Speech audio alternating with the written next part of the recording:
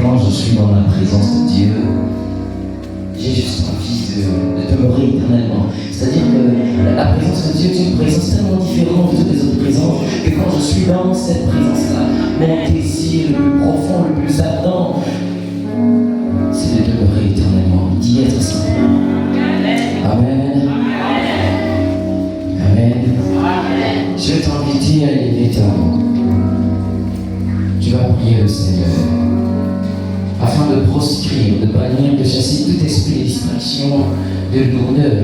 Tu vas écraser ton intelligence dans ta sagesse et connaissance humaine et tu vas te livrer à la puissance et à l'Esprit de Dieu. Est-ce que tu peux lever ta main et prier le Seigneur? Merci, Mathieu, je te dis merci. Merci pour ta présence, merci.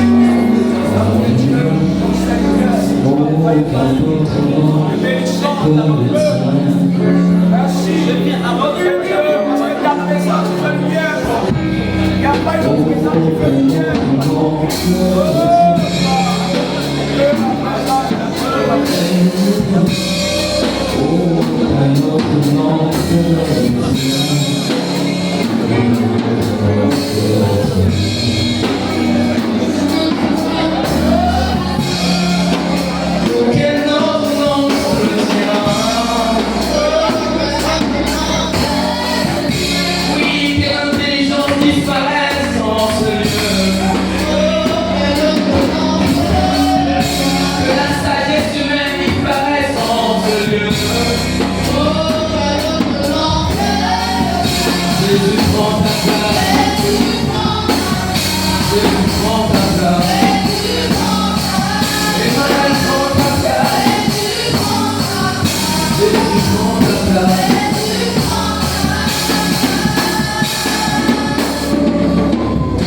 Au nom de Jésus.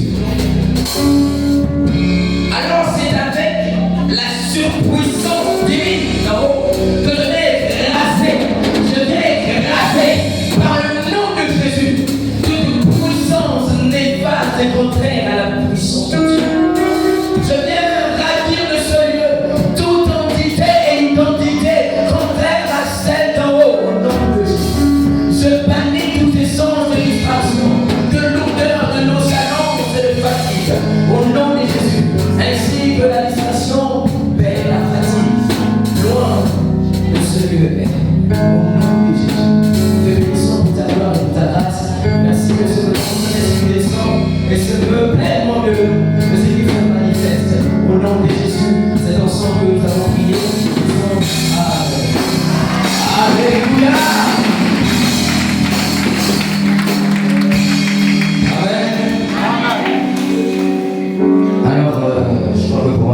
Il y avait déjà quelqu'un qui avait commencé. Permettez-moi de poursuivre juste un tout petit peu de ce qu'il y a des choses qui n'ont pas été énumérées à mon sujet. Voilà, pour mieux me connaître, je crois que voici le tableau de projection. Il est un peu long pour ceux qui sont là ici. Mais bon, je ne peux pas faire autrement pour aujourd'hui. Alors le prénom c'est Claunie et Naël, donc j'ai le prénom, le nom c'est Divihi. Donc Divihi là c'est fois deux parce que je porte le nom de mon père, donc c'est Divihi, Claunie, Naël. Donc avec Divihi, Claunie, Naël, je suis évangéliste et pasteur pré-stagiaire. Et ensuite s'ajoute le fait que je sois secrétaire adjoint du département régional de la mission et de l'évangélisation. Amen. Alors je vais aller plus vite et plus lentement en même temps. Je suis le frère Claunie Naël Divihi, évangéliste et pasteur pré-stagiaire, secrétaire adjoint de la mission de la province de Louga. La thématique que nous allons aborder ce matin n'est autre que la continuité. Avant d'aller plus loin, nous allons essayer de comprendre cette expression de la continuité. Nous comprenons ici que la continuité, c'est le fait de continuer. Or, continuer, c'est poursuivre une œuvre inachevée. D'accord? Donc, si on parle de continuer, c'est-à-dire qu'il y avait déjà quelqu'un qui avait commencé, ou l'on avait déjà commencé, mais on n'a pas fini. Et puisqu'on n'a pas fini, on prend là où on a laissé, ou là où quelqu'un a laissé, pour essayer, pour emmener à la fin, ou essayer d'emmener jusqu'à la fin. Pour ce faire, nous allons utiliser cette ligne-là pour nous emmener à comprendre. Et ici, désolé pour vous qui êtes là, vraiment désolé. Ici, on a le point A, on considère le point A et le point Z, donc A à Z. On va aller dans la base de l'alphabet, selon quoi elle a 26 lettres. La première lettre c'est A et la dernière lettre c'est Z. On le connaît tous. Donc, si vous parlez de continuité sur la base de l'alphabet qui commence par A et qui finit par Z, en réalité, le commencement c'est A et la fin c'est Z. On est d'accord? Si quelqu'un fait l'alphabet et qui commence A, ensuite il prononce B, il n'a pas fini. Il faut continuer parce que l'alphabet s'arrête à Z. Et si quelqu'un également commence de A, vous arrêtez à Y, là également la personne n'a pas fini. Parce que pour finir l'alphabet, il faut arriver à Z. Si quelqu'un également prend l'alphabet, veut la réciter, et qu'il arrive à B, pendant là, on va continuer. C'est-à-dire, si je te demande de réciter l'alphabet de manière continue pour trois personnes qui sont devant moi, lui commence A et elle va prendre B, n'est-ce pas? Et continue. Mais si quelqu'un prend A et l'autre vient pour continuer, il prononce B, oh, il est allé, il est censé aller jusqu'à Z, il s'arrête à B. L'autre doit commencer selon la logique de A, B, C. Donc, le jeune homme va prendre A, la maman va prendre, la dame va prendre B. Si le monsieur prend encore B et s'arrête à B, cela n'a pas de sens. En réalité, il n'a pas du tout continué. Est-ce qu'on me suit? Est-ce qu'il a continué? Parce que B était déjà là. Là, il y a cette petite flèche là. Si quelqu'un prend l'alphabet à B, tout en s'arrêtant à B, en réalité, il n'est allé nulle part. Amen. Dieu lui-même, il est dans la continuité. Et pour ce faire, nous allons lire quelques textes. D'abord, repartir à la source. Et qui parle de la source, voilà, Genèse, qui est le livre du commencement. La Bible dit ceci. Au livre de la Genèse, chapitre 1, le verset 26. Pour ceux qui notent, Genèse 1, verset 26. Puis Dieu dit, faisons l'homme à notre image, selon notre ressemblance, qui domine sur les poissons de la mer, sur les oiseaux du ciel, sur le bétail, sur toute la terre, et sur tous les reptiles qui rampent sur la terre. Amen. Vous savez, il y a une différence entre l'image et la ressemblance. C'est vrai que, d'autant que le français est obvi, on se permet un peu de l'utiliser un peu ici et là, partout, si vous me permettez de le dire ainsi. Mais il y a une petite différence entre être à l'image et ressembler. Je vais prendre un exemple pour nous emmener à comprendre. Il y a des enfants pour les parents qui ressemblent à leurs parents, non pas physiquement, mais de par leur comportement. C'est-à-dire que dans sa démarche, dans sa manière de parler, on sent son père. Et là, il ressemble à son père. Bien qu'il n'ait pas l'apparence physique de son père, mais de par sa gestuelle, de sa manière de faire des choses, de son comportement, on dit, mais celui-là, il ressemble à son père. Or, il y en a qui, on sent à l'image de leurs parents, c'est-à-dire physiquement, la bouche, le nez, ce qui va avec. Et on dit, cet enfant-là ressemble, pour ne pas dire, à l'image de sa mère. Et quand on parle de l'image de sa mère va dire, oui, celle-là, elle a pris que mon visage. Mais le comportement là, il n'y a rien. C'est pour dire que la personne a l'image, mais n'est pas à la ressemblance. Or, Dieu nous crée non seulement à l'image, mais également à la ressemblance de Dieu. C'est-à-dire que tes actions, ton comportement est identique au comportement de Dieu. Ton visage, ta corpulence, au-delà d'être comme tu te crois humain, mais c'est également à l'image de Dieu. Et donc Dieu, dans sa conception, il va te créer à l'image et à la ressemblance de Dieu. Et quand il nous crée à l'image et à la ressemblance de Dieu, il nous fait des êtres dominateurs. Parce qu'il a dit, moi quand je lis la Bible, je ris souvent, et puis je souris, et puis je dis à Dieu, Seigneur. Donc nous sommes assez ignorants jusqu'à ce niveau. Ouais, nous sommes ignorants. Tellement ignorants. Que quand normalement tu es créé à l'image et à la ressemblance de Dieu, ça veut dire que tu as le pouvoir sur tout. N'est-ce pas? Mais regardons la suite. Il sait que l'homme n'a pas compris. Il dit qu'il domine sur les poissons de la mer. Domine sur les poissons de la mer. Sur les oiseaux du ciel, sur le bétail, sur toute la terre. En fait, il cite tout ce qui est sur la terre. Ça dit que tu domines le ciel, tu domines la terre, tu domines les eaux. Mais c'est que là encore l'homme n'a rien compris. Et donc il dit sur toute la terre. Parce qu'il savait que si ça avait été au poisson, tu allais dire peut-être le poisson seulement je domine, les autres je ne domine pas. Et donc il a énuméré et puis il vient conclure en disant tu domines sur tout. Pour nous emmener à comprendre. Donc en réalité la pensée, ou encore la vision de Dieu pour l'homme est que l'homme est un être dominateur qui s'impose sur tout ce qui est sur la terre. Amen. Et on va même dans l'Ancien Testament, il dit je vous ai donné le pouvoir de marcher sur le serpent et le scorpion. Et sur toutes les puissances de l'ennemi. Si je marche sur le serpent et le scorpion, ça veut dire que je suis au-delà de tout. Mais c'est que l'homme en réalité a une réflexion plus ou moins limitée. Il ajoute en disant rien ne pourra vous nuire. Quand je dis ce genre de passage, je me dis mais Seigneur, comment tu peux être comme ça, nous expliquer toujours tranquillement, comme si le début n'était pas suffisant. Nous avançons, et là nous avançons au chapitre 2, le verset 14 à 17. C'est un peu long. Alors pour la petite histoire, Dieu va créer effectivement l'homme à son image et à sa ressemblance. Et il va dominer effectivement. Mais il y aura un interdit, celui de la consommation de fruits, de la mort. Et là, les hommes, on y va dire Adam et Ève, ne vont pas respecter l'ordre qui leur a été donné. Et ils vont consommer. Et là, au verset 14, il le dit, l'Éternel dit au serpent. Parce que après qu'ils vont consommer, ils vont fuir la présence de Dieu, et Dieu va se mettre à les chercher, et ensuite il va les punir. Et quand il va les punir, la Bible dit, l'Éternel dit au serpent, puisque tu as fait cela, tu seras maudit entre tout le bétail et entre tous les animaux et les chiens. Tu marcheras sur ton ventre, et tu mangeras de la poussière tous les jours de ta vie.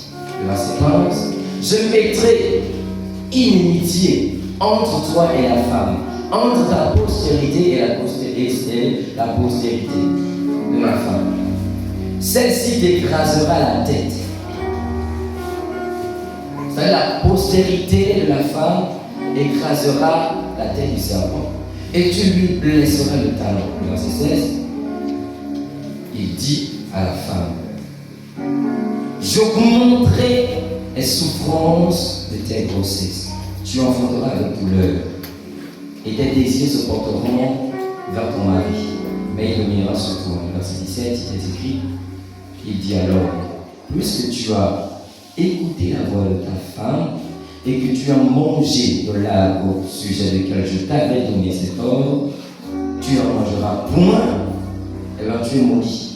La terre avec toi, elle est maudite. Et désormais, tu mangeras la chair de ton enfant. Et c'est tous les jours de ta vie. À ce niveau-là, il y a quelque chose qui se passe.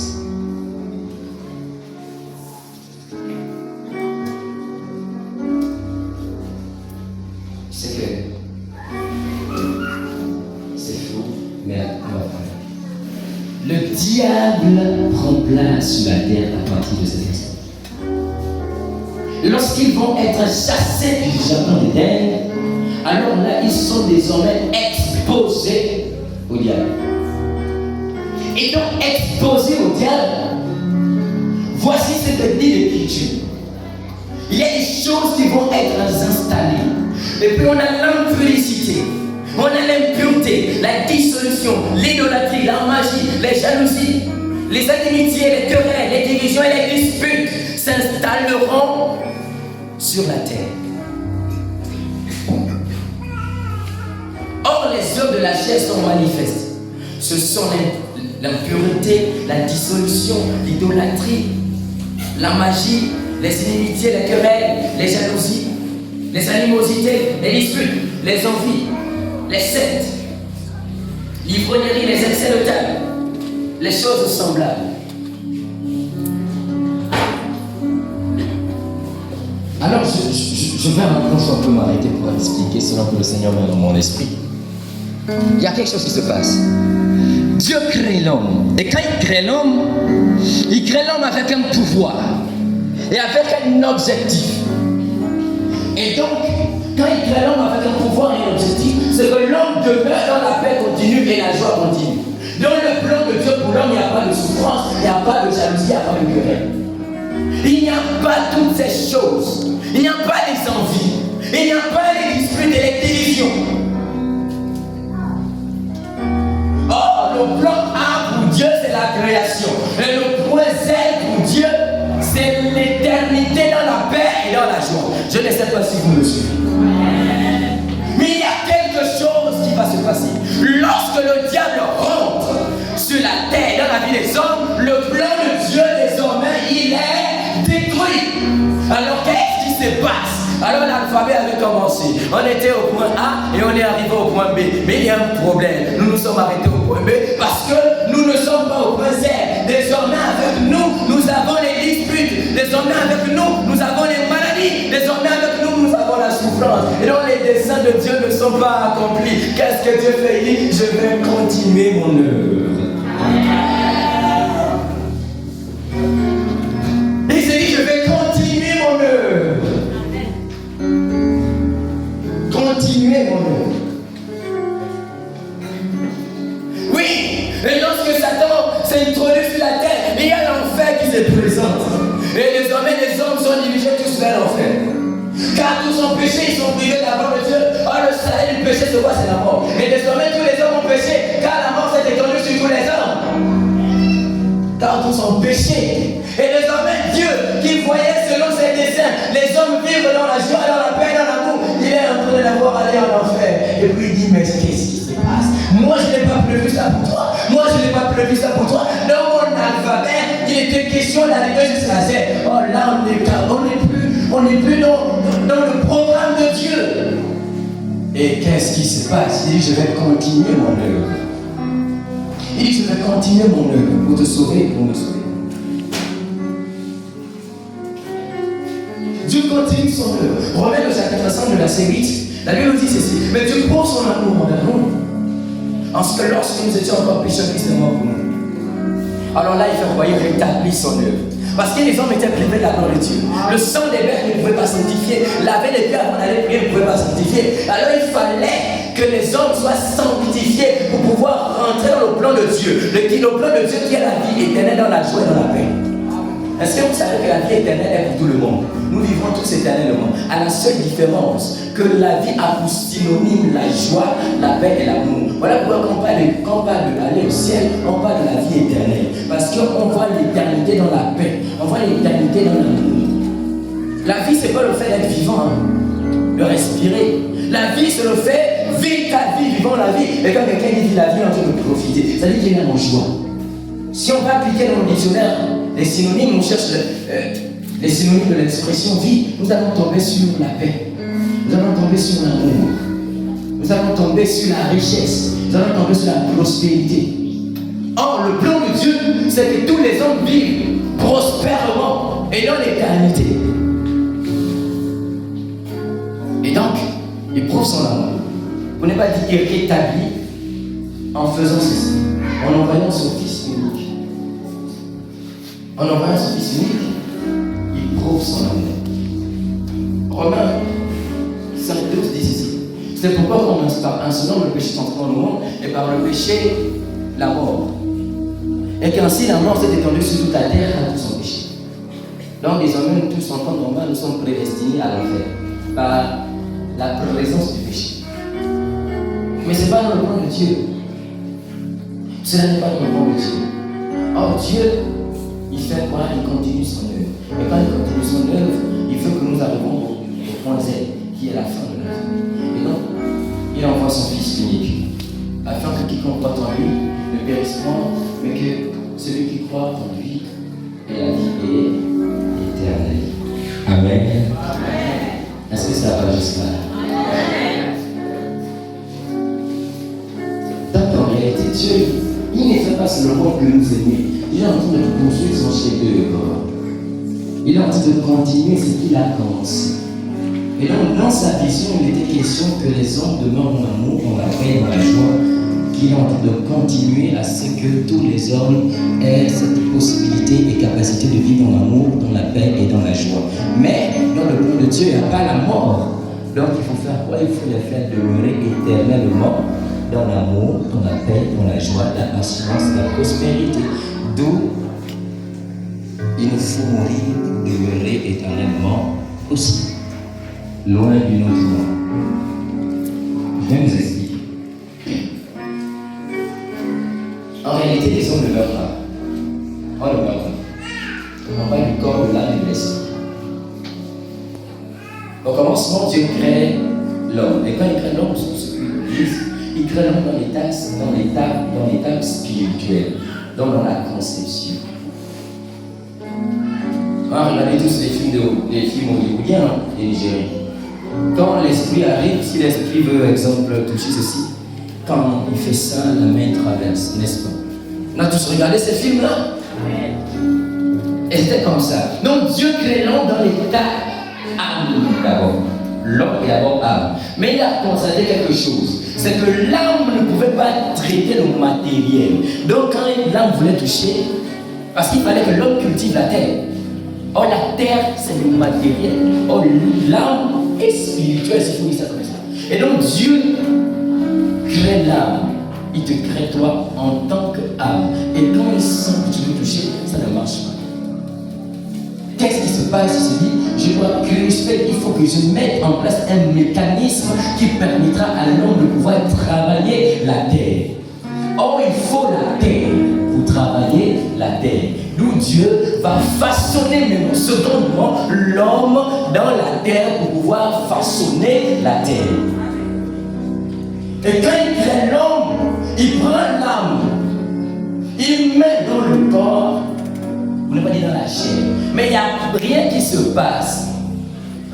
Il n'y a rien qui se passe parce que entre le corps et l'âme, il manque une connexion pour permettre au corps de fonctionner selon que l'âme désire. Alors là, il va insuffler de son esprit. Et quand il insuffle de son esprit dans le corps, alors l'esprit de Dieu est la connexion entre l'âme et le corps.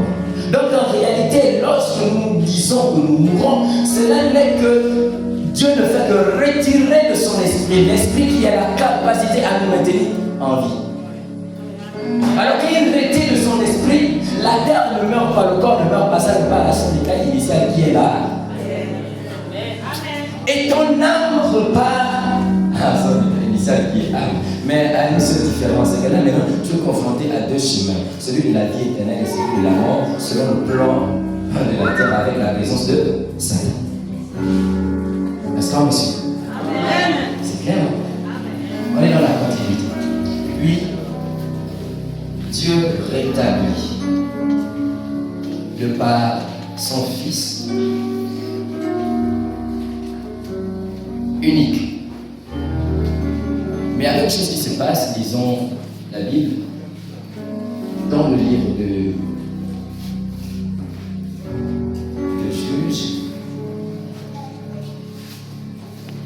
chapitre 1, le verset 1, 3, la Bible dit ceci.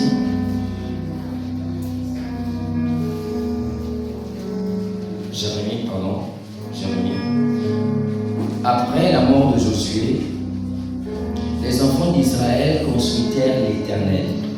Après la mort de Josué. Est-ce qu'on peut le lire ensemble? Après la mort de Josué, les enfants d'Israël ont consulté l'Éternel en disant, qui de nous montera le premier contre les Cananéens pour les attaquer? Verset 2.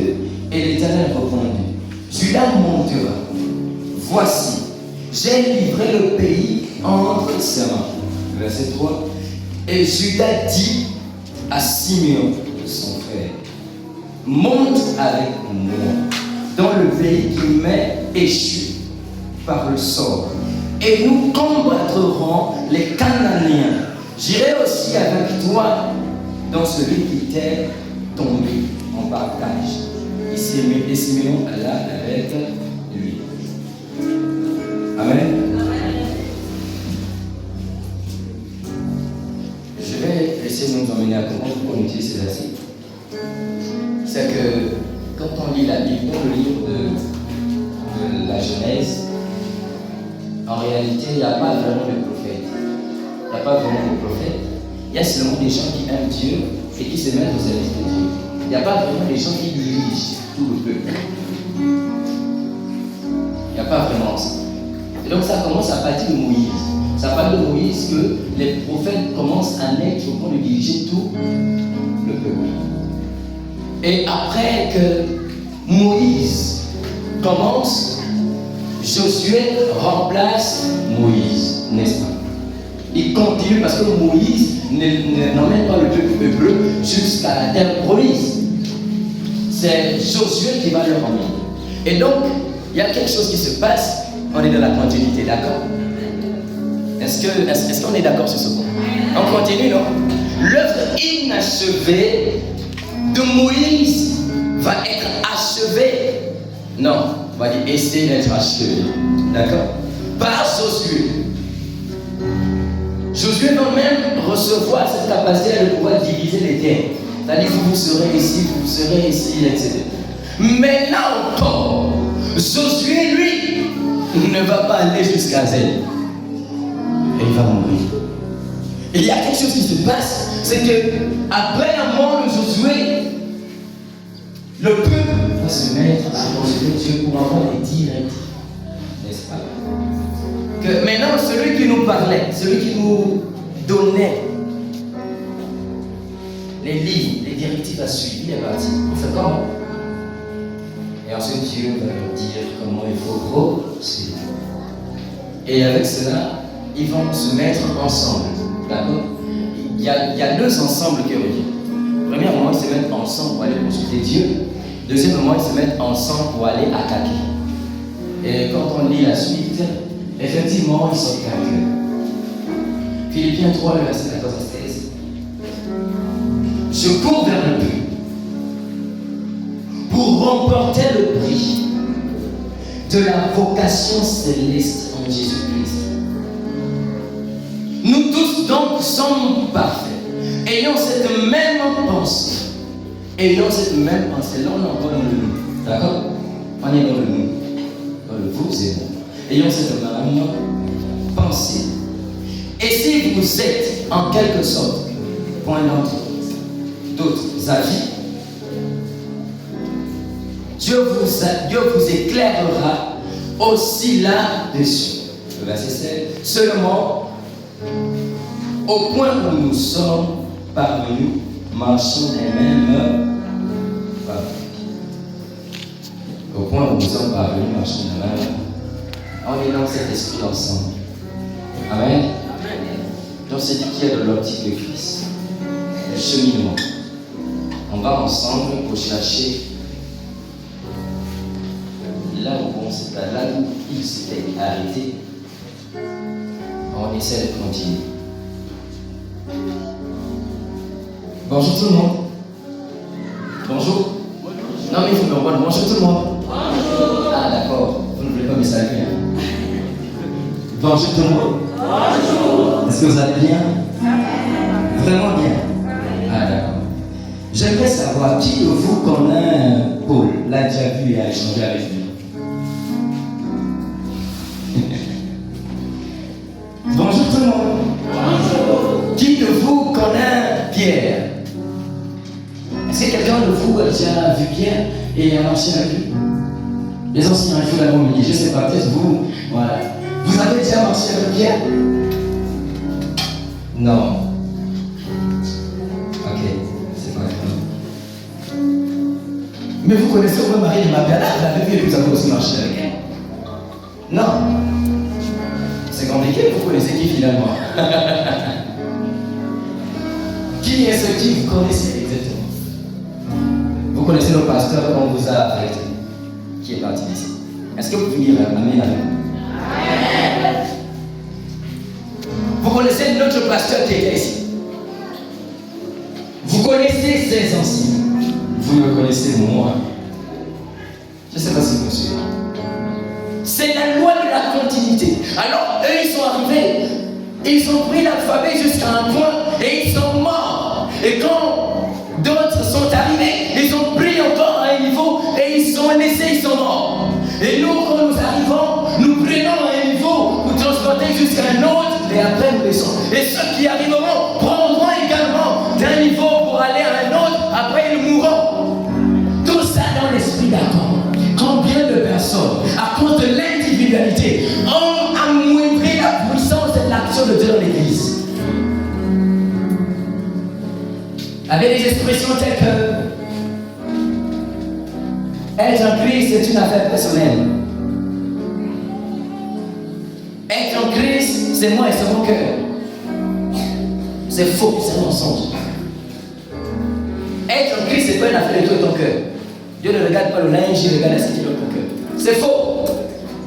Dieu ne regarde pas seulement ce qui est dans ton cœur.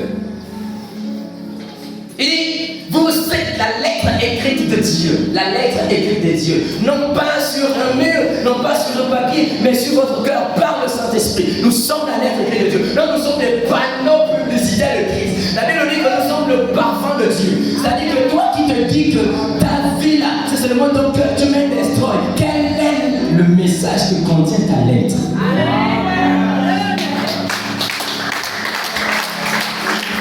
Et beaucoup de gens sont assis dans la maison. Oh, pour louer Dieu, pour servir Dieu. J'ai pas besoin d'aller à l'église, je le fais à la maison. Mon frère, ne t'en fais pas. Tu ne vas pas connaître le succès avec Dieu. Tu vas être un ennemi. Va être un chrétien des échecs. Parce qu'avec Dieu, c'est l'esprit d'ensemble. Mais je sais pas. Jésus de Nazareth, revêtu de puissance, revêtu de majesté, revêtu de grandeur. Quand il arrive, pourquoi n'a-t-il pas marché seul?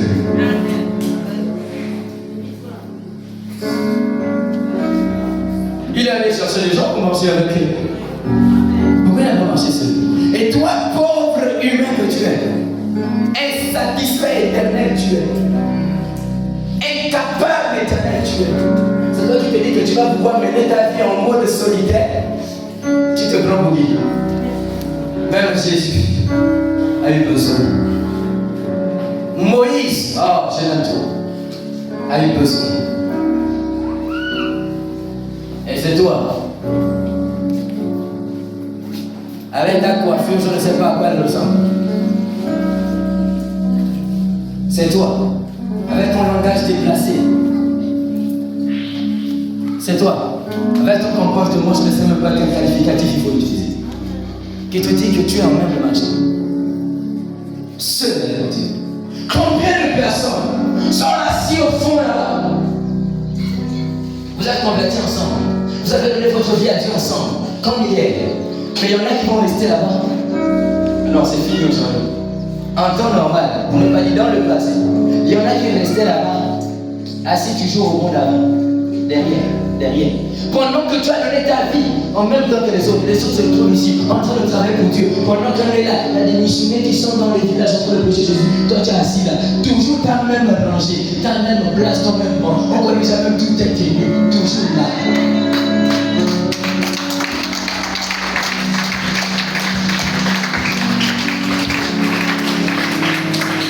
Pourquoi? Admirateur. En fait, en Christ, on n'est pas des admirateurs. En Christ, on n'est pas des observateurs. Nous sommes des sémeurs. En fait, il y a quelque chose que les gens comprennent. La Bible dit tout arbre planté qui ne produit pas de fruit est tombé. Je vais vous expliquer ce que ça veut dire. Ça veut dire que l'arbre est déjà planté au bon endroit. Ça veut dire que tu es déjà en Christ. Que tu as atteint la maturité, l'âge de donner des fruits en Christ. Parce que les fruits, on ne peut pas les donner dans le monde, on les donne en Christ. Mais si seulement tu atteins ce stade-là et que tu ne produis pas, alors vraiment tu retires la terre de Dieu pour te mettre en fait. Cette parole ne s'adresse pas à ceux qui sont dans le monde. Cette parole s'adresse à ceux qui sont en Christ. Non, malgré le fait que tu as donné ta vie à Dieu, quand tu n'exerces pas, il y a des probabilités énormes et grandes que tu termines en enfer. que tu te dis, il est mieux que je sois assis quand j'arrive. Je suis, je sais pas, même la manière de t'asseoir, la manière de danser pour Dieu, c'est une différence. On a individualisé l'action de Christ. On a personnalisé Christ.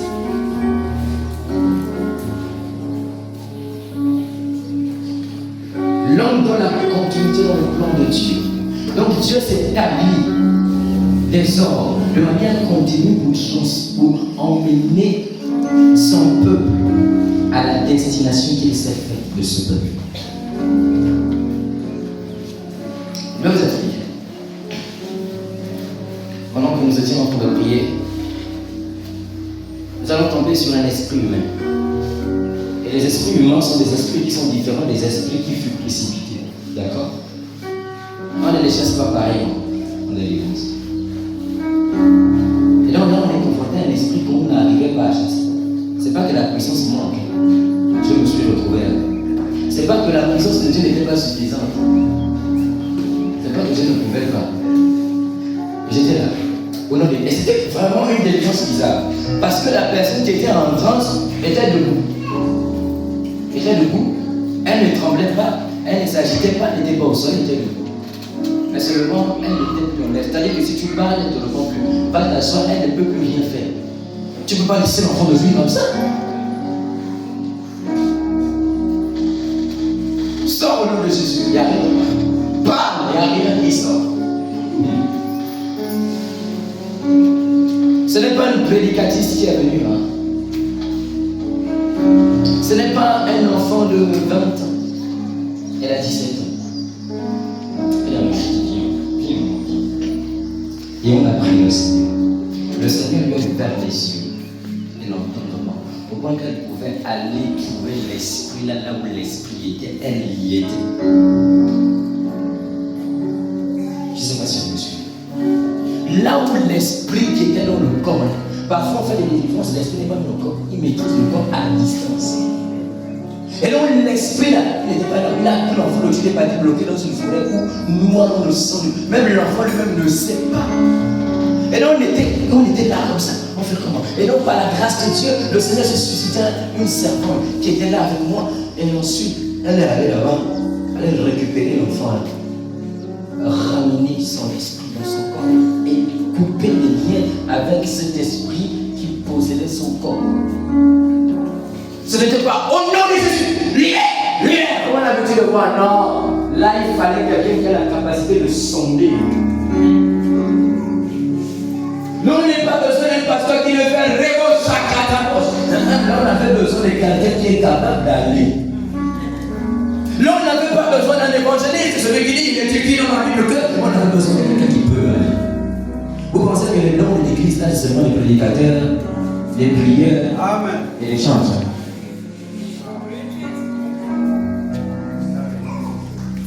Ce qui était, il y a ça que le film qui s'est passé. Il y avait un enfant qui était réveillé. À la fin, il a lâché la queue comme ça. Paf, il est resté. Même vous qui êtes des jeunes là, ne pensez pas que vous allez rester. Vous n'avez pas dit que vous allez être enlevé pour aller au ciel. Non, vous allez aller en enfer. Le Seigneur ne se sert pas que des grandes personnes. Il se sert même des enfants. Au Seigneur, on a des batteurs, des enfants batteurs à 12 ans, à 9 ans. Et quand ils jouent la batterie, le Seigneur émet la puissance dans le son et le son d'instrument. Mais quand les gens sont délivrés, on se dit que non, c'est la chante parce qu'elle les chanter, c'est faux. C'est le petit batteur, il a un calme aussi. Allez-y sur YouTube, vous verrez les petits prédicateurs comme ça. On va se dire comment je suis un prédicateur. Ça, moi, je suis un gros vieux prédicateur. Et il y a les plus petits qui prennent Jésus.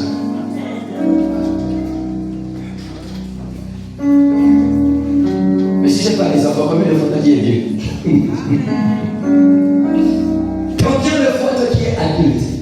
Assis. Est-ce qu'en réalité tu penses que le Seigneur t'a appelé pour que tu sois là? C'est la continuité. Est-ce que tu peux dire désormais je continue? Il va mourir. Je ne veux pas qu'à mourir sur le pas d'amour. Mais tu vas mourir. Il va aussi mourir. Qui va remplacer la Goliath? Tellement, vous savez, il n'y a pas un être qui est parfait comme un parent. Quand j'étais plus jeune, mon père il avait une cicatrice au niveau de la côte. Et quand il avait cette cicatrice, moi je la regardais et je l'admirais beaucoup, je trouvais très jolie. Et puis je me disais que quand je serais grand, j'aurais cette cicatrice aussi. Et je disais que tout enfant, en fait un vrai enfant un peu normal, un grand pourcentage, je dirais m'a dit 50% des enfants, avant qu'ils n'atteignent cette essence de la réflexion, aspirent à devenir comme leurs parents. Donc si on a des parents qui dans l'église viennent et s'asseyent, les enfants prendront le même comportement, les mêmes attitudes. L'éducation, ce n'est pas le fait de parler, c'est notre comportement, notre gestuel. Combien de sujets qu'on a un petit, il a à peine 7 ans, 8 ans, il est brutal comme son père. Il frappe ses grandes soeurs à la maison. Parce que son père est un gros brutal qui frappe sa mère. Il répète les mêmes choses. Est-ce que le père a dit, il faut frapper les autres? Parce que le père fait, il est en train d'éduquer l'enfant, bien que ce soit de manière inconsciente. Parce que vous, les mamans, vous faites, vous êtes en train d'éduquer les enfants de manière inconsciente. Repartons à plus de 20 ans. Nos parents, ils étaient des personnes très injurieuses. Et quand nous, ou encore ceux qui sont en allée, là sont arrivés, ils étaient très injurieux aussi parce que c'était un comportement qui se transmettait. Donc quand un enfant de 7 ans, comme vous le trouvez, quand il insulte, là tu es blasé. Mais les enfants d'aujourd'hui, quand tu vas insulter, il va te dire, on ne dit pas ça. Parce que sa mère ne fait pas ça. Parce que son père ne fait pas ça. Et son père n'a pas besoin de dire on n'insulte pas. Son père a juste besoin de ne pas insulter. Sa mère a juste besoin de ne pas insulter. Quelles sont les éducations que vous donnez à vos enfants de sorte à ce qu'ils vous succèdent positivement? Allez sur l'école, gagner des bacs, c'est bien. Je connais un jeune à Koulamoutou, certaines personnes doivent certainement le connaître. Mais son père s'appelle Zaka. Il est enseignant de collège. Il a gagné le bac. Il n'a même pas mangé la bourse. Il est mort noyé à Koulamoutou. Dites-moi un peu, mesdemoiselles, mesdames et messieurs, répondez à ma question. À quoi ce bac-là a eu ça? En quoi ce bac-là est utile? Imaginez un peu cet enfant-là, combien de fois il a été encouragé par ses enfants, par ses parents à l'école. Et à l'époque, c'était la chicotte. Imaginez un peu tous les coups du primaire, les punitions de la 6e ou 3e et de la 3e en terminale. Imaginez un peu toute cette nuit blanche-là. Toute cette souffrance-là, à quoi cela lui est utile d'avoir un bac et ensuite de mourir comme ça? Vous avez raison.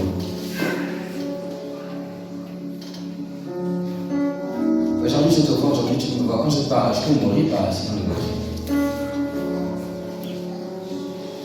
Mais je serai content parce que quand je suis venu ici, grâce à moi, le Seigneur a pu se trouver des serviteurs. Et donc, parmi les personnes qui se sont levées, là, il y a un évangéliste qui va prendre là où je vais ici.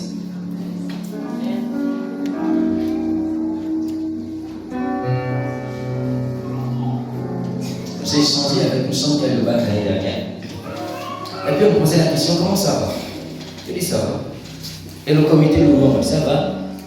Je dis, Dieu fait grâce. Elle dit, comment ça, Dieu fait grâce?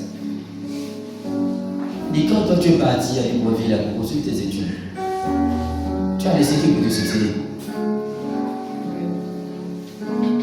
Tu as laissé qui pour te succéder? Qui te remplace? Ce qui fait que quand les gens partent, certaines organisations deviennent vides parce qu'on ne prépare pas la relève. En temps normal, je me déplace presque jamais. Parce que je suis beaucoup important à l'église. Déjà que je suis musicien et le seul homme de l'église. Quand vous avez ce pasteur prestataire, donc je suis beaucoup important à l'église. Mais il me gardait un peu plus à cause de la musique. Donc j'étais comme bloqué de l'église là, parce qu'il y avait pas de musiciens. Jusqu'à ce que le Seigneur a suscité un jeune musicien avec qui je travaille, qui pendant qu'on parle venait sur ma vie. C'est-à-dire que mon absence ne se fait pas me sentir. Si je meurs même aujourd'hui, il y a déjà des musiciens que j'ai ici. Frère, tu vas partir, non? Quand tu vas partir, qui va faire la mélodie que tu es en train de faire? Si tu n'as pas laissé quelqu'un.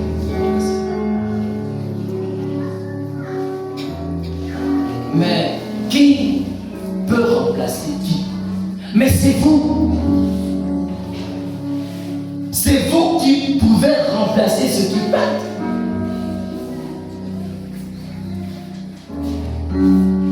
C'est vous. Les hommes, on aime ça, être assis comme ça. Tu viens le matin bien habillé, tu fais ta tête, tu mets ta chaussure, tu assires, puis tu viens t'asseoir. Quoi, tu penses que tu es dans une conférence ici là? Tu viens présenter quel projet administratif qu'on doit voter? Mais parfois même la qualité de ta danse est influencée par ton costume. C'est là où quand tu as bien la veste, tu ne danses plus. Normalement tu danses non comme ça parce qu'il y a la veste. Quand tu as les lunettes là, quand tu danses c'est comme ça là. Parce que les lunettes influencent même ta danse. Et quand tu as tes ongles là, acclame Dieu, tu fais maintenant comme ça, il y a quoi? Il y a quoi? Les ongles là, quand tu vas aller, il ne faut pas, ça va quitter. Et si tu vas aller la malchance, ça va te blesser.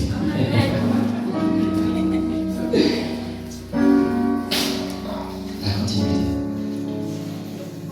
Beaucoup de personnes ont quitté mon midi. Elles sont allées ailleurs.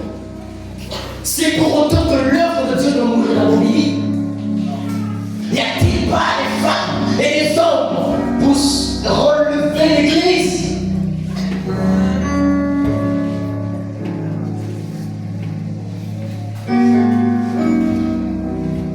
Nous avons relevé les Philippiens, nous avançons. Alors je dis, malheur à moi, c'est Isaïe qui va voir l'Éternel dans une vision. Et donc Isaïe va dire, malheur à moi, je suis perdu, car je suis un homme dont les lèvres sont impures, car j'habite au milieu d'un peuple dont les lèvres sont impures. Et mes yeux ont vu le roi, l'Éternel des armées. Alors là, il reconnaît qu'il n'est pas bien, c'est un sorcier. Il reconnaît que critiquer la série. Il reconnaît qu'insulter la série. Les malédictions à celui. Et quand il est confronté à la parole de Dieu, parce que personne n'a jamais vu Dieu. Alors il est confronté à la parole de Dieu, il dit malheur à moi. Le Seigneur s'est présenté à moi.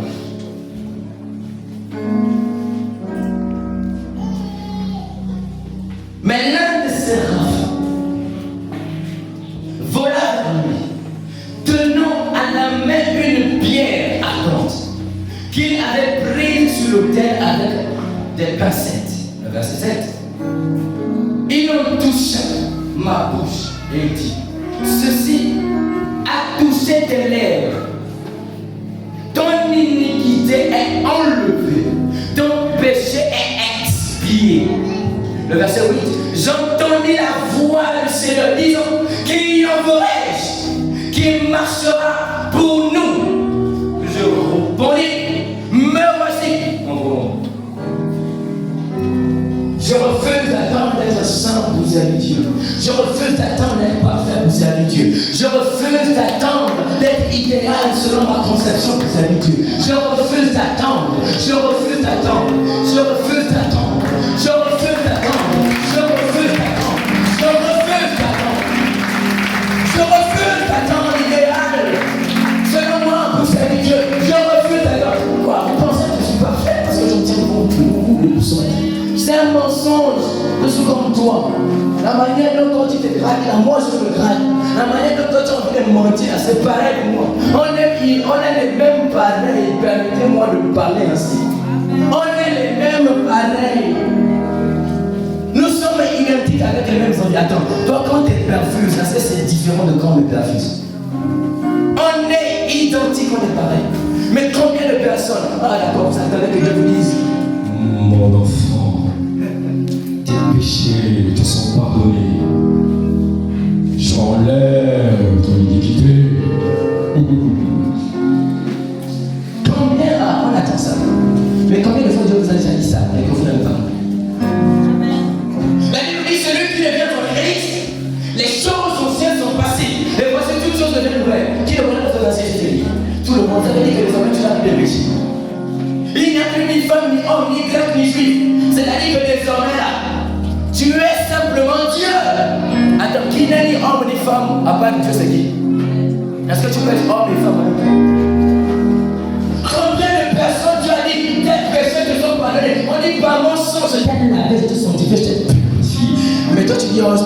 bien pour servitude. Continue d'attendre, tu vas en faire, hein? Reste là. Combien de fois le Seigneur s'est réveillé en te disant, mon fils, je te pardonne, j'enlève ton péché, j'enlève ton iniquité. Et puis tu t'es dit, Seigneur, quand je vois les filles là, j'ai encore un peu. Non, il faut dire, Seigneur, me voici. C'est Dieu qui gère tes envies. C'est Dieu qui gère tes désirs. C'est Dieu qui te donne la force nécessaire, requise et adéquate, convenable. C'est qui sied pour transporter et emmener son évangile. Voilà pourquoi quand vous lisez dans l'Ancien Testament, vous vous rendrez compte que chaque prophète a toujours sa part de bêtise. C'est pour dire qu'il n'y a pas l'idéal avec Dieu. C'est Dieu qui gère. Mais là, toi, plus que tu vas être parfait là, attends de mourir et être en enfer. Peut-être là-bas, tu deviendras parfait. Le riche dit ceci. Lazare, mets ton doigt seulement. Non, mais non, il vient mettre ton doigt sur la main. Attends d'abord. Logiquement, de nous, de vos amours, qui peut avoir soif et demander à ce qu'on trempe le doigt pour mettre sur la main? Ça, c'est quel degré niveau de soif? Comment le doigt, ça peut te rafraîchir? Comment ça peut te déshydrater? Mais c'est-à-dire qu'il y avait tellement de souffrance que pour lui, sentir seulement la fraîcheur de l'eau, l'éteint cœur.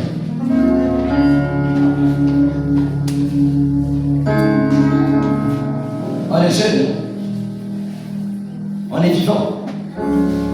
Je venais dans le bus avec un papa, et comme on était dans le bus, c'était la première cabine. Il y a 2 places. Donc il y avait une dame à côté de lui. Le papa, il fait la cour. J'ai riais. Et puis devant moi, il y avait aussi un papa. Et puis j'ai dit au papa, j'ai dit, ah vraiment, je pensais que c'était seulement des histoires de jeunes. Hein? Il dit, ah, on a commencé avant vous. C'est vrai que c'est responsabilité, mais de temps en temps. C'est un monsieur qui a même la gueule enceinte, mais il fait ça. En fait, ça m'amusait quoi.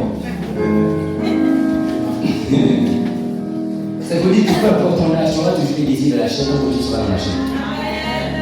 Je ne sais pas si tu me suis. Je dis, peu importe ton âge, tu auras toujours les désirs de la chair tant que tu es dans la chair. Si tu te dis qu'il faudrait que tu deviennes idéal pour servir Dieu, c'est un mensonge. Oh! Tous les jours, l'une des prières que je me fais toujours, c'est Seigneur, me voici. La Bible dit que le monde attend avec un avant désir la révélation des fils de Dieu. Et moi, ma prière est cette révélation-là, que les hommes attendent avec un avant désir. Toi, quelle est ta vie?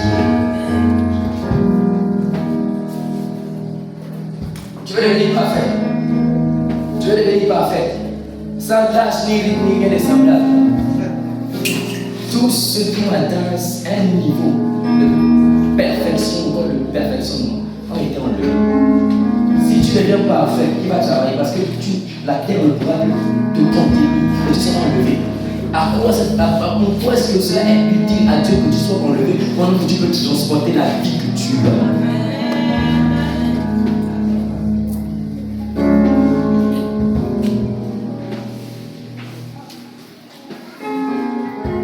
Je suis venu pour dire à quelqu'un que tu t'achètes là où tu es.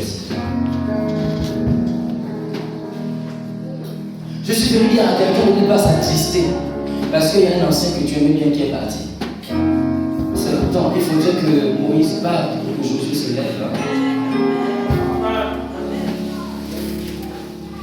Et il faudrait que Paul soit là pour que Timothée arrive.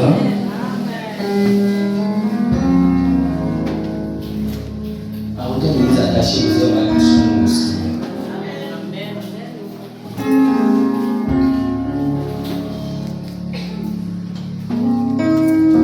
Et puis j'aimerais que quelqu'un dise, je refuse d'attendre d'être parfait.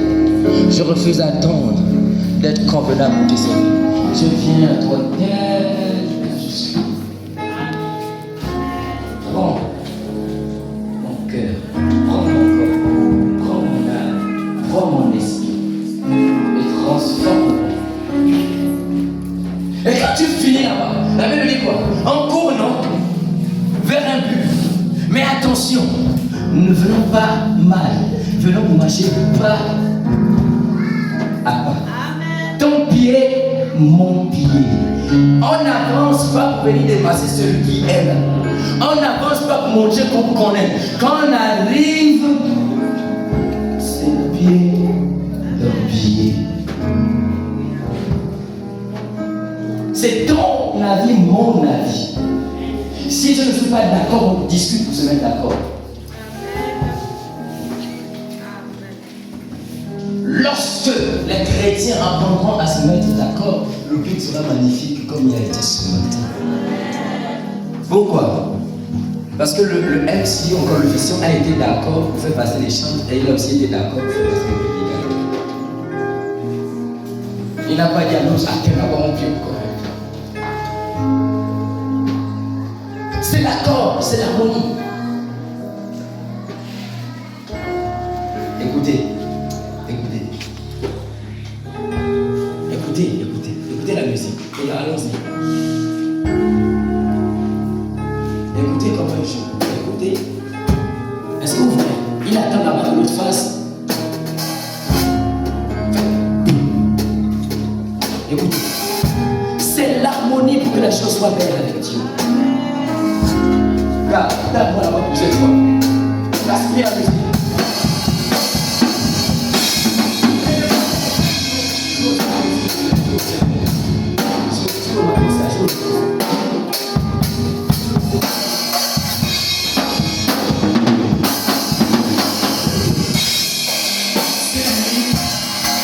C'est lui qui se met à jouer un autre style. Pendant que lui joue autre chose, ça ne sera plus beau. La musique va se gaspiller. Et on ne pourra plus danser. Et donc si toi tu viens parce que tu crois que tu veux jouer la batterie, que tu veux jouer un style contraire à celui que le pianiste joue, mais par exemple la musique ne sera pas belle. Et puisque la musique ne sera pas belle, le peuple ne dansera pas, et ne sera pas bien.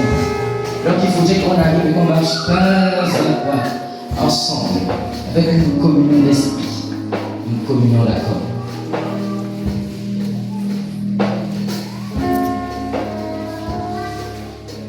Qui connaît plus que l'autre? Qui a l'intelligence plus que l'autre? Personne.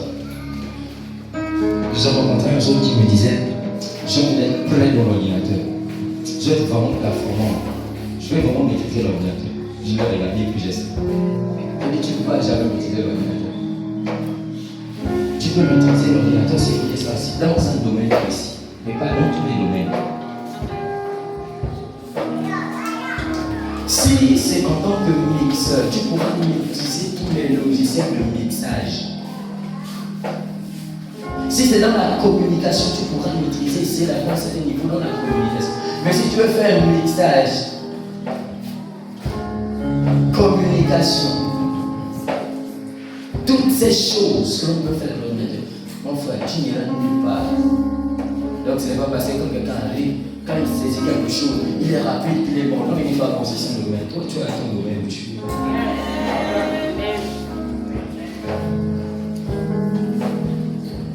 Il y a des églises comme ça, là où celui qui règle le son, c'est une autre personne. Là où celui qui joue au piano, c'est quelqu'un d'autre. Et là où celui qui joue à la batterie, c'est quelqu'un d'autre. Ça dit que lui, quand il règle le son, c'est l'idéal, c'est parfait, c'est beau. Et là, quand il fait ça, c'est bien. Mais si tu joues au piano, ça sera bien. Là, quand tu viens dans l'église, tu n'es pas obligé d'être pasteur. Tu peux être à la sécurité. Et quand tu arrives à la sécurité, tu n'es pas n'importe quel membre de la sécurité, tu es un membre de la sécurité puissant. Il y a des esprits qui se manifestent quand la petite ne sonne pour la chapelle, là, il n'y a rien. J'appelle le meilleur membre de la sécurité et moi-même.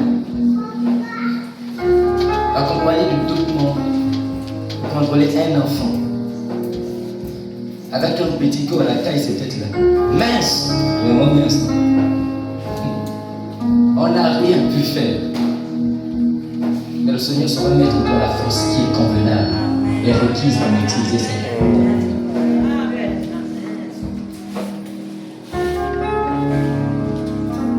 Le Seigneur pourra mettre en toi, peut-être pas dans la sécurité, mais en tant que pilier, homme sale de l'église. C'est-à-dire que tu observes et quand tu dis quelque chose, ça c'est la voix de Dieu.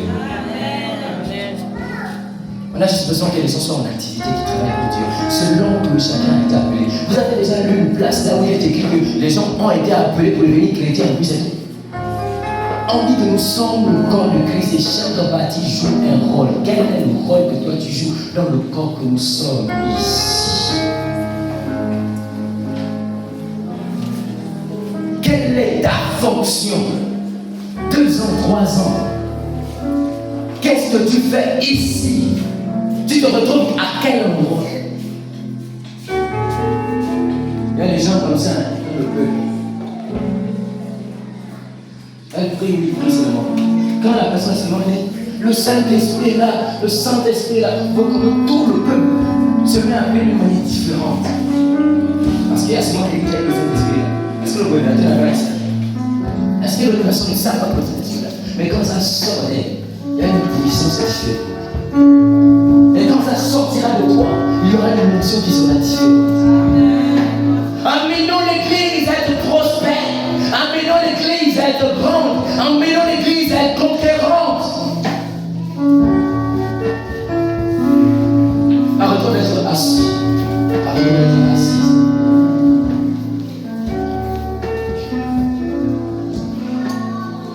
Apocalypse. Verset 21, au chapitre 21, je vais lire. Apocalypse, au chapitre 21, le verset 5, dit ceci. Et celui qui était assis sur le trône dit: voici, je fais toutes choses nouvelles. Et il dit: écris, car ces paroles sont certaines et véritables. Elle me dit qu'il fait toutes choses nouvelles. Voilà pourquoi depuis que vous êtes arrivés, vous connaissez les 7 chants, 30 chants. On ne chante pas que les chants de 2001. Il y a les nouveaux chants qui arrivent. C'est pas pour rien, c'est parce que Dieu se renouvelle à chaque fois. Dieu sait se renouveler à chaque fois. Là où Dieu avait fait tomber la main du ciel, ça a déjà été vu. Il ne va pas faire tomber pour toi la main du ciel, il va faire quelque chose qu'on n'a jamais entendu, quelque chose qu'on n'a jamais vu. À la seule différence, c'est qu'il faut reconnaître que là, c'est une action. Beaucoup de personnes, le Seigneur agit tellement le Seigneur agit qu'ils ne se rendent même pas compte que là, c'est la main de Dieu.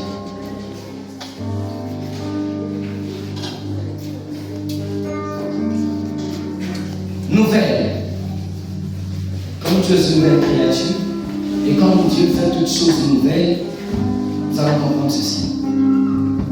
Nouvelle est ce qui est nouveau, ce qui prend ce qui est déjà et donne une nouvelle apparence profonde. Donc quand on parle de nouvelle, c'est quelque chose qui n'existait pas. Mais ce qui est nouveau est composé de ce qui est déjà. Un nouveau-né, n'est-ce pas? Le nouveau-né, il est constitué de quoi? Le papa et de maman. Tout ce qui est nouveau n'existait pas, mais prend forme ou on voit existence de par ce qui existe déjà.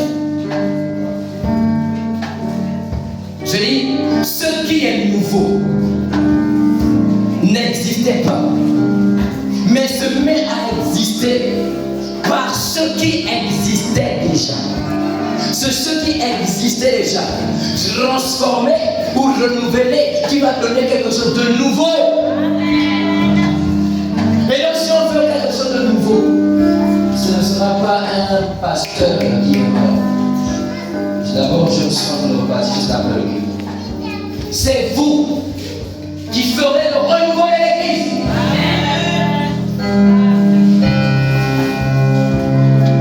Je dis, c'est vous qui ferez le renouveau de l'église. Ce n'est pas un prophète qui arrivera. Ce n'est pas, je ne sais pas, un grand pasteur comme on les imagine, avec des bouteilles qui vont rester à la fin. Non, ce ne sont pas eux, c'est vous. Il y a ton frère que c'est toi et moi qui faisons le renouveau. Frère, c'est toi et moi qui faisons le renouveau en l'église. C'est vous deux. C'est vous qui allez faire le renouveau à l'église. C'est vous qui allez faire le renouveau à l'église. Pourquoi les gens sont comme ça?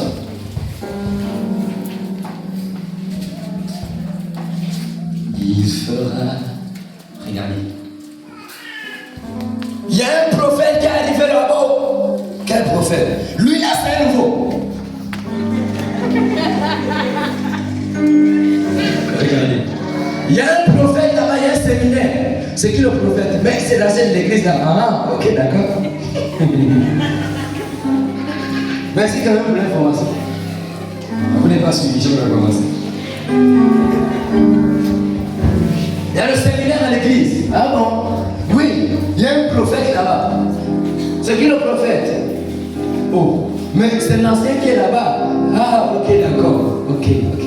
Bon, tu m'as même tu. Ok, bon. Merci pour l'information. Merci, on va voir si on peut passer. Ah, lui, il me connaît, les gens bien fatigués avec ses choses de feu. Yes. Il y a un prophète qui est arrivé. Un prophète. Il y a un séminaire, un prophète qui arrive. Quel prophète? Lui, là, il vient de Libreville. Ah bon? Oui, il a l'église. Ok, d'accord.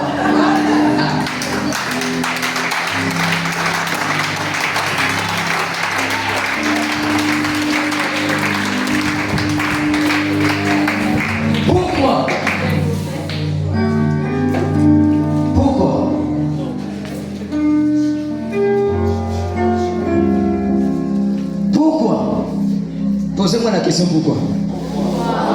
Pourquoi? C'est à cause de toi. C'est à cause de toi. C'est à cause de toi. Vous voyez, l'eau qui est... Bon, il n'y a plus d'eau dans cette bouteille. Mais elle était pleine d'eau. N'est-ce pas? Quand elle est pleine d'eau, on va consommer l'eau qui est à l'intérieur. Ok? Et quand on consomme l'eau qui est à l'intérieur, ça fait quoi? Ça c'est où? On va parler. Quand on consomme le liquide qui est à l'intérieur, la bouteille fait quoi? Elle se... N'est-ce pas? Mais pour pouvoir consommer à nouveau, qu'est-ce qu'il faut faire? Il faut... N'est-ce pas? Est-ce qu'elle sera remplie? Là où elle est là. Il faut la ramener à la source. N'est-ce pas, monsieur?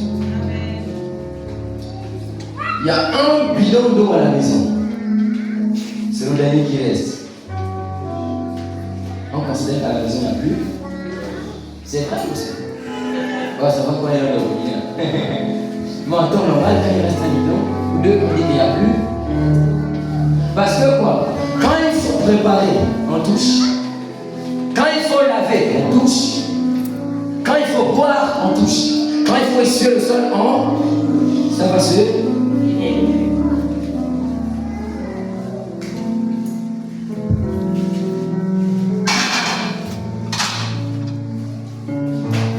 Problème foyer.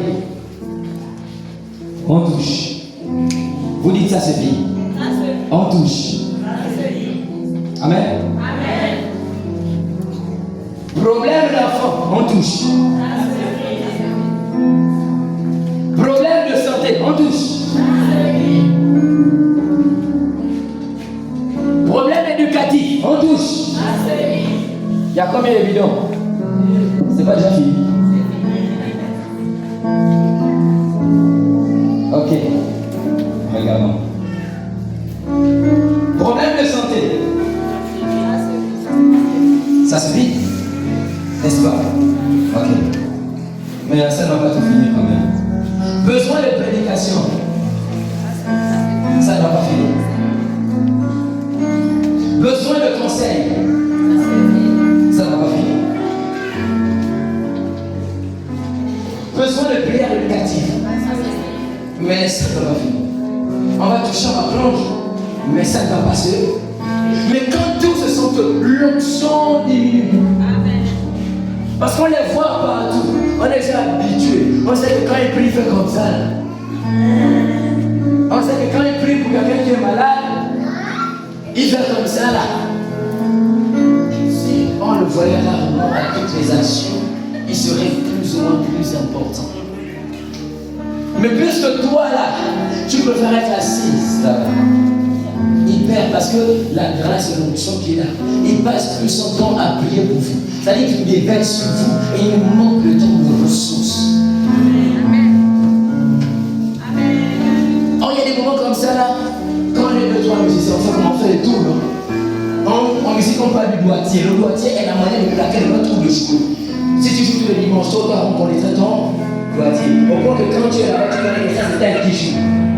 Mais si on fait les tours, tu auras du mal à comprendre le doigtier. Si je joue là, ce sera différent. On n'a pas le même doigtier. On n'a pas la même manière de plaquer les accords. Si je joue tout de suite, là, vous allez apprécier parce que ce sera nouveau chez vous. Mais le quand il joue, c'est un peu la monotonie, on est habitué. Est-ce que vous êtes prêts à vous lever pour Dieu? Chacun de vous a un potentiel. Chacun de nous a un potentiel. Et ce que Dieu recherche, ce que Dieu veut, c'est simplement que chacun se mette au service de vous. Amen. Que Dieu bénisse sa parole.